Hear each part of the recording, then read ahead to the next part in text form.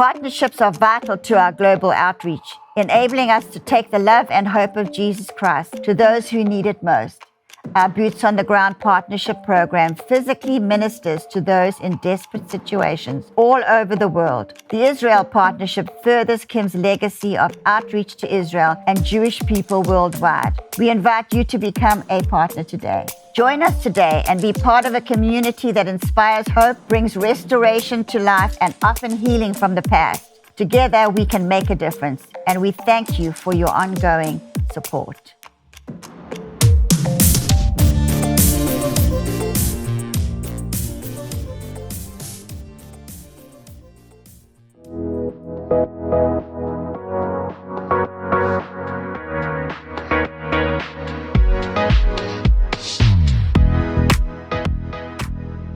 Welcome to Real Life, Real Faith, where we are discussing real topics and applying biblical principles to them. I am joined here with Christy and Pastor Fa, and we are going to be jumping into a very interesting topic. But before we do so, I want to encourage you and remind you to please email us at realliferealfaith@houseofdestiny.org. We want to hear from you, topic ideas, testimonies, prayer requests, whatever you can communicate. We want to hear from you. So we're going to go ahead and jump into this topic, and it is a question. Have your colors faded? Whenever I was thinking about this topic, I thought, I was reminded of actually a really cool fun fact about flamingos. So flamingos, they're pink and they're just, it's a beautiful color and all this type of stuff. And whenever the females, when they give birth to their little baby flamingos, and they start to care for them and start to put their energy into them, well, their color fades over that course of going through that, over taking care of their young. And I just thought that was very interesting, obviously from a woman's perspective, just in motherhood and in life, if you're a homemaker, if you're a wife, if you're a mother, if you're working a job. Whenever you are pouring into other people, sometimes I feel like we can feel like no one sees us. And I hope I'm not speaking just for myself. I believe that there's other women out there who feel that, but that you and you love what you do. This is the crazy thing. You love what you do. You love taking care of your family, and you love seeing them whole and happy and healthy, and you know that your sacrifice of love made that happen. And so you have this double-sided thing that's like, man, I love that I do that. I don't regret doing that. I don't want to stop doing that. But where am I? Does anyone see me? Am I important anymore? And it's not just women. I really feel like it's men too. You get bombarded with pressure right out the gate to be a certain way, to live up to some expectation. And so this is, of course, I can't speak from a men's perspective. That's all you, Pastor Fa, but that's just kind of what I'm bringing to the table today is if there's anyone out there, men or women, who feel like over the course of your giving and over the course of your loving and just being a mother, father, husband, wife, that you feel depleted and invisible. So, Christy, first of all, have you ever been through this? And what would you say to women? I've just been having this debate in my head about whether to say this because I feel like I'm always the person who just says too much. That's okay. I genuinely admire how well you handle motherhood. I struggled, man. I had the worst pregnancy in the world. I asked my gynecologist to kill me. I said, please, will you just kill me? I can't do this anymore. I have a condition called hyperemesis gravidarum, which basically makes you allergic to being pregnant. So I was throwing up between 40 and 60 times a day. I was in hospital on an IV drip. It's the only way they kept me alive. I was nauseous every single day of my entire pregnancy, except for one day on a Tuesday for 10 minutes. And then I was brave enough to eat an apple, and that was a mistake. So I didn't really eat. I couldn't really drink anything. I needed help going to the bathroom to pee. I literally traveled to and from the hospital. They ended up knowing me so well in all of the wards that at one point they actually put me in the male ward because they had run out of space. Oh. And they were like, it's fine, she's here all the time, put her in there. My God. So I really did the rounds, and it was a really hellish time. And then I went into a really severe postpartum depression after I had her. So I didn't just have faded colors, I had no colors. Yeah. They were lost. And this is such a sense of, and I am speaking obviously from a woman's perspective because, you know, we're contrary to popular belief today. Women are actually the only ones who can give birth. Sorry, it's so controversial. God help us all. The fact that I have to preface that at all is just too much for me. I can't. But, you know, your hormones do go crazy. All these kinds of things happen. But there's so much shame, I think, attached to saying I'm actually struggling. Yeah. And the only reason I coped is because one of my best friends growing up, her name's Phyllis. She's a doctor. She lives in Ireland now. She's known me my whole life. We grew up together. She's like my sister. She walked in to see me. Nevaeh was 5 days old. I hadn't slept for 5 days because I also have an anxiety disorder. And I was like, what if the baby dies? So I would just sit and watch her slowly draining. And I was starting to feel genuinely crazy because I hadn't slept for 5 days. She was crying all the time. She was already having stomach problems. I didn't know what to do. And Phyllis walked in and she was like, I got to get you some medication. I know you and I know how bad this is. Yeah. And so she got me some help, which I'm very grateful for. But it took me years before I started feeling like I was sort of coming back to life. And obviously there was the parallel of Kim had his brain aneurysm and a week later I found out I was pregnant. And then I gave birth in June of 2016 and we lost Kim in the November. Mm. And so it was genuinely probably one of the most traumatic, grieving, horrific times of my life. There was no joy for me to be found. I was at home isolated and, you know, it's one thing to have a lot of friends in church when you're contributing. You start realizing who your real friends are when you're unable to contribute and you're stuck at home in bed watching Life Below Zero on repeat because you don't know what else to do with yourself and thinking maybe they have it worse than me in the frozen sections of Alaska. And then, like, you know, less and less people come around because you're not able to contribute. And so there's a whole lot of conflicting things, but asking the question, have your colors ever faded? I felt like I'd lost mine for good. I thought I was done.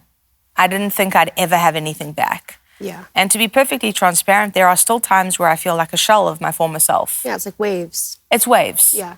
And so there's like, you know, Nevaeh's going to be 8 this year, so she's getting more independent and more sassy. But, you know, she's getting more independent and I'm finding more of an ease and a rhythm now that I'm not constantly stressed about her. But, you know, even with Kim, you know, like that, it's such a link for me of being pregnant and wishing I could tell him. And then having her and wishing he knew. Mm-hmm. Not knowing if he knew, knowing that like they showed him the pictures and that's all new grief. It's all new grief combined with, you know, everything was just smushy is the word I use. It was a very smushy time of grief and difficulty. So yes, and I think that there's definitely some life that's come back into me in the last couple of years. But the truth is, I mean, to me, I didn't feel like I'd just faded. I felt like I'd gone down to absolutely nothing and I'd lost all hope. Mm-hmm. But I'm here today as like a little reminder, if you will. Like I genuinely think Brie handles all of this way better than me. Like she's just like, she just handles it with grace. And like there's just, you know, the more kids that come, the more graceful she is. And I was like, oh dear God, help me. But I can say with honesty, like if you feel like all hope is lost, you just have to hang on. Yeah. You just have to hang on. And if you can't think that far down the future, just think, I'm going to try hang on till tomorrow. And then when tomorrow comes, think, I'm just going to try hang on till later today. And then when later today comes, think, I'm just going to try make it to the morning. And God will do it. It just sometimes takes a little bit of time. Yeah, he absolutely will. Sorry if that was too honest. No. Absolutely not. There's not a such thing as that. Mine was not perfect either. Like another topic, but it was not perfect either. Definitely struggled. Everything's new. And I think that every person, every mother goes through different moments of hardship. You might not even get your moment till they're 25. Yeah, you know? true. So hang on. Not want to tell you it's coming, but it is. Yeah. Pastor Fall, from a men's perspective. Well, my labor was very easy. But anyway. That is the right answer, Pastor Fall. That is the right answer. I have to say, I feel like Christy's going to be sharing that testimony one day when Nevaeh does something amazing and fantastic with her life. And it's like God's going to just flood you with rewards because that's pretty radical. Yeah. You know, that's we can't even, you know, one of the things I like to do is bake sourdough things, pizza and bread. And so one day I put, not so long ago, I made these beautiful 2 loaves. So they were beautiful to me at least. I mean, the whole process, you make the loaves in a Dutch oven, so you can't see what's going on. And then after 20 minutes, you take the lid off, and this bread just like, it springs, and it's beautiful if it comes out right. So anyway, I took a picture. I put it on Facebook on the Sourdough Geek group. I love and I said, ladies, I'm so sorry, but this is as close as us guys will ever come, to having a baby. And what I was trying to say was, we're so proud when the thing is born. And they were all they laughed and everything, but there were a couple ladies in there that were like, you guys have, you don't know what it does to our bodies and this and that and the other thing. And then I wrote them back and stuff. She said, oh no, I was just joking, because I felt like, I said, I'm sorry. I was just, maybe I didn't state it properly. But I mean, true, us guys will never understand what ladies go through, that's for sure. And, but I love how the Bible lifts up women. And I just want to say that in this very hour, because there are so many religions that just squash women down. It's just like, where would we be without powerful women, And we're so dependent on a strong, talented, gifted women in so many different ways. But, Jesus lifts women up. And I love how, actually, in my opinion, there's no one more beautiful than a pregnant woman. And I know we had 3 children. My wife had 3 children. So, I know the toll that it took on her body in many respects. But yet, I just want to say, I think ladies get more beautiful as they get older, especially because of the hidden man of the heart, how God, you want to see a beautiful woman, look at one that's filled with the Spirit of God. And it's not cliche, it's so true. And some women may feel like they're not naturally beautiful, but the beauty that God brings out in a woman is just amazing. And that may be a little bit off subject in a sense, but I don't really think so. I just think what I'm saying is, you can count on the fact that we all say we're getting older, and we look in the mirror, but there is a respect of getting better. And I'll just finish with Psalm 103. Bless the Lord, O my soul, forget not all his benefits, who forgives all of our iniquities, thank God, who heals all of our diseases, who redeems our life from destruction, crowns you with loving kindness and tender mercies. I'm sure Christy can just quote this. Who satisfies your mouth with good things. That's a key right there, right? Satisfies our mouths, so that your youth is renewed like the eagle. That's beautiful. That makes sense. And I just want to encourage you, if you're listening, if you're watching, that you're not alone. If you're a man and you're listening, don't feel like you're alone in the pressures and all of that. Understand that the Lord is right there with you, surrounding you and giving you peace. To every woman that's listening, you are not alone. And we lift you up and we join forces with you, just agreeing with you for strength over your life, for encouragement, and that the peace of God rest on your mind. If you find yourself in a season where you feel like your colors have faded, there is a moment in time where the flamingo gets the color back. So be encouraged that after a season of giving, there is a time of reaping, and you will get your colors back, and just find the joy of the Lord in every situation. We are going to go into a moment of worship, but before we do, we want to give you an opportunity to support us here at the House of Destiny on Real Life, Real Faith. So you can follow the link down at the bottom of your screen and support us now. And we are going to go into a moment of worship and see what's coming up next week. I'm trying to find meaning in elements of life that would be perceived to be mundane, and trying to figure out how to do every task I'm doing as unto God, not as unto man, and doing it with all my heart. Transitioning in life. like there are chapters and that's okay. Yeah. And chapters open and they close and then you go to another one and it's progression. Things are so quiet, and let's remind ourselves, if you've ever had a life-threatening chronic illness, if you've ever been sick, then, and you get over it, you get through it, and then you remind yourself, okay, it might be kind of quiet today, but I'm breathing, I feel good, I am needing to give thanks for this moment. He shames every idol. He reigns without rival. He goes by the name of Jehovah, Jehovah. He speaks into nothing, and darkness goes running.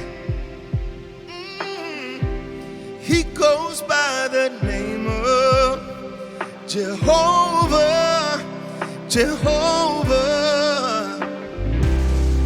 Call the name, call the name, call the name, Jehovah. All our praise, all our praise, all our praise belongs to Him. It all belongs to Him. Yeah. His foes will be silenced. He's fighting for Zion. There's no other God like Jehovah, Jehovah. His arm never tires. No, it doesn't. His eyes are like fire. There's no other God like Jehovah, Jehovah. Let's sing it together. Call the name, yeah, yeah. Call the name. Come on. Call the name. Jehovah. All our praise, yeah, yeah, yeah, yeah. All our praise Belongs to Him. Call the name, call the name, call the name, Jehovah. All our praise, all our praise, all our praise belongs to Him. Yeah. My praise belongs to Him. Yeah, yeah. Jehovah Nissi, fight your battles. Jehovah Jireh, meet your need. Jehovah Rapha, heal your body. Jehovah Shalom, be your peace. Oh, oh, oh. Jehovah Nissi, fight your battles. Jehovah Jireh, meet your need. Jehovah Rapha, heal your body. Yeah. Jehovah Shalom, be your peace. Yeah, yeah. Jehovah Nissi, fight your battles. Oh, Jehovah Jireh, meet your need. He's gonna meet you right where you are. Jehovah Rapha, heal your body. Yeah, yeah. Jehovah Shalom, be your peace. Yeah, yeah. Jehovah Nissi, fight your battles. Jehovah Jireh, meet your need. I've never seen the righteous forsaken. Jehovah Rapha, heal your body by His stripes. Jehovah Shalom, be your peace. So we sing, call the name, call the name, call the name, Jehovah. All our praise, all our praise, all our praise belongs to Him. Yeah. Call the name, call the name, yeah, yeah, call the name,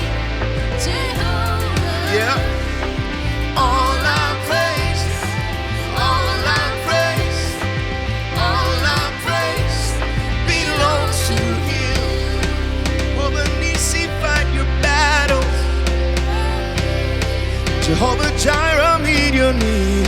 Yeah. Jehovah Rapha, heal your body. Yeah, yeah.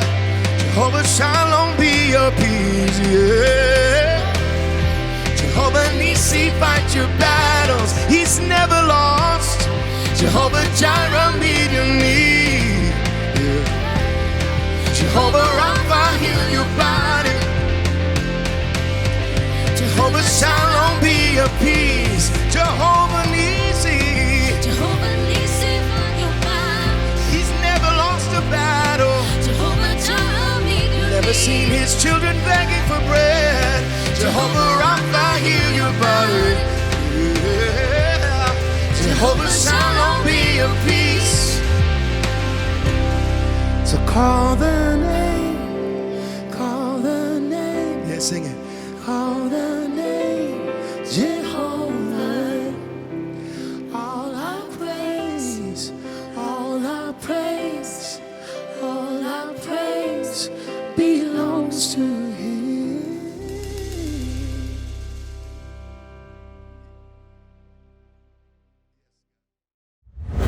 When I started My Pillow, it was just a problem solution one product company. Well, since then, with the help of my dedicated employees, we now have hundreds of products, some you might not even know about. To get the word out, we're having a $25 extravaganza. 2-pack multi-use My Pillows, $25. My Pillow sandals, $25. And for the first time ever, our 6-pack towel sets, you guessed it, just $25. Our brand new 4-pack dish towels, $25. And I've never done this before. Premium My Pillows with all new Giza fabric, any size, any loft level, even king size for only $25. And there's so much more. So go to mypillow.com or call the number on your screen. Use your promo code for our $25 extravaganza. Order $75 and over, your entire order ships absolutely free. We here at the House of Destiny are partnering with you to let our viewers, of course, know about your company. It's Beverly Hills Precious Metal. Andrew, explain how that works. So I'll walk you through it right now. So if you go to bh-pm.com, right there on the homepage, you'll see a form that you could fill out. And that form is very important in letting us know how we can help you. So you just put in your first name, last name, email address, phone number. There's a section that says, how did you hear about us? And in there, put Kim Clement. And then there's a portion where you could write a couple of notes down on the bottom. Usually within about 24 to 48 hours, we'll contact you by phone call, and then we'll go over everything with you. This isn't a high pressure deal. We always recommend that if you feel uncomfortable, take a step back, pray about it. You will gain the answers that you need by doing that, and come back to us when you're comfortable.